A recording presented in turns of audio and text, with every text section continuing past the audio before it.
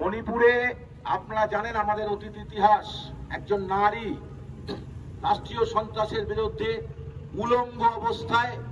So friends, welcome to DIN News. Today we are at the Manipur house where ISF has come and given a memorandum.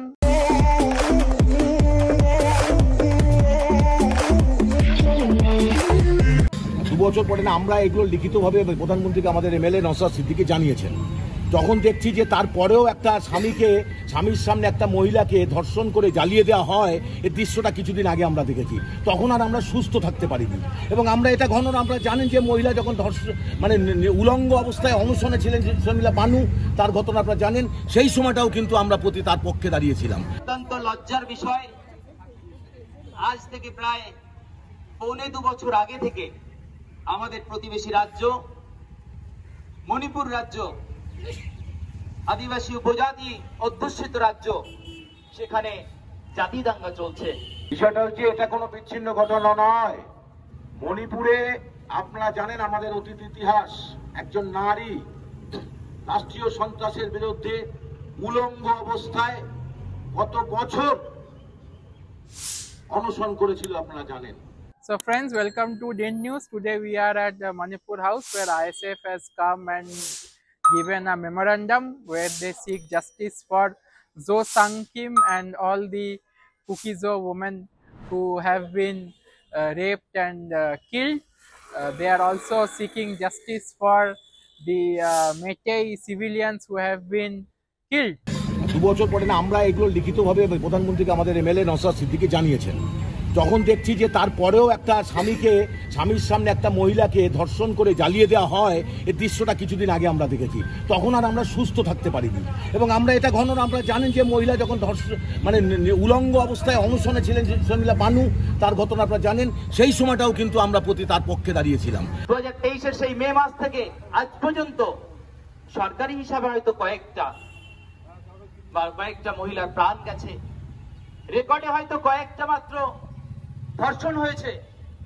আমরা সেই video ভুলতে পারিনি। আমাদের প্রতিবেশী রাজ্যের এক আদিবাসী মহিলাকে ধর্ষণ করে উলঙ্গ করে দৌড় খাটানো হয়েছে, সেই ভিডিও ভাইরাল হয়েছে। জানি না সেই লজ্জা প্রধানমন্ত্রীর বিবেকে নাড়া দিয়েছে কিনা। হাজার হাজার মানুষ, আদিবাসী জনজাতির মানুষ, তারা বাড়িঘর পুড়ে ছারখার করে গেছে। আজকে আমাদের ইন্ডিয়ান সেকুলার ফ্রন্টের পক্ষ থেকে 3টে কর্মসূচি ছিল। প্রথম কর্মসূচি ছিল মণিপুর ভবনে। 2-2.5 বছর ধরে ওখানকার 2 জনগোষ্ঠীর সাথে লড়াই লাগিয়ে দিয়ে তাদেরকে ধ্বংসের দিকে ঠেলে দিচ্ছে, সেটা বন্ধ হওয়া দরকার। অবিলম্বে সেখানে শান্তি প্রতিষ্ঠা করার জন্য আমরা মণিপুরের যে রেসিডেন্স অফিসার ছিল তাদের সাথে কথা বলে মণিপুর সরকারের কাছে বার্তা পাঠিয়েছি।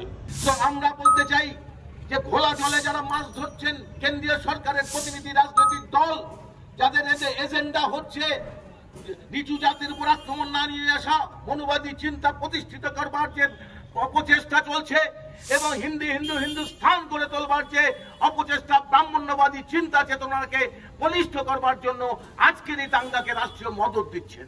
এখানকার রেসিডেন্ট অফিসারের কাছে চিফ মিনিস্টার মণিপুরের উদ্দেশ্যে আমরা যে আমাদের চেয়ারম্যান পীরজাদা মোহাম্মদ নওশাদ সিদ্দিক ভাইজানের পক্ষ থেকে যে মেমোরেন্ডাম এনেছি তা আমরা আজকে জমা দেব।